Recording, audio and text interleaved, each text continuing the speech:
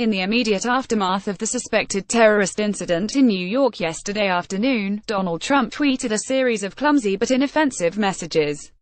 "My thoughts, condolences and prayers to the victims and families of the New York City terrorist attack," the president said at one point.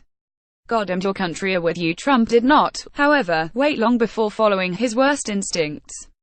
President Donald Trump said Wednesday that the Uzbek immigrant suspected of murdering 8 people in New York City with a rental truck entered the U.S. through the diversity visa lottery program, and the president charged Sen. Chuck Schumer and Democrats had loosened the nation's borders.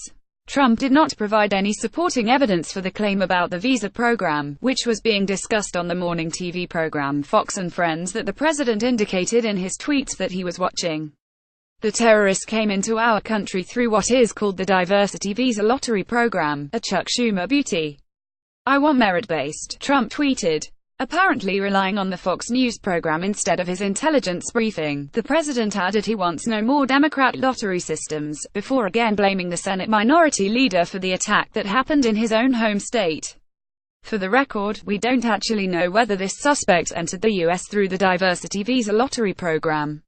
Visa records are confidential and the State Department doesn't comment on any specific application. It's possible Trump is correct about yesterday's suspect. It's also possible he made this up or relied on dubious information from conservative media." Either way, the president waited less than a day after the attack to lash out, exploit the deadly violence, and falsely blame a political opponent, who happens to represent the area where the attack happened, for the incident. Worse, the president did so in a way that didn't make any sense. The program in question was signed into law by the Bush-Quayle administration, following bipartisan talks. More recently, the bipartisan Gang of 8 immigration reform bill, which Schumer helped write, would have scrapped the diversity visa program, had the far-right not killed the legislation. I have a hunch Trump doesn't know that. But the more disheartening takeaway is Trump's apparent inability to deal responsibly with terrorist violence. This morning's tantrum was ugly, but as regular readers know, it was not out of character for this president. His response to last year's attack in Orlando, the deadliest mass shooting in U.S. history, was pathetic. His reaction to the attack in Nice, France, was every bit as foolish. The Republican president's response to recent terrorism in London quickly became an international embarrassment, twice. Trump's reaction to Charlottesville has left a stain on his presidency that will not wash off with time.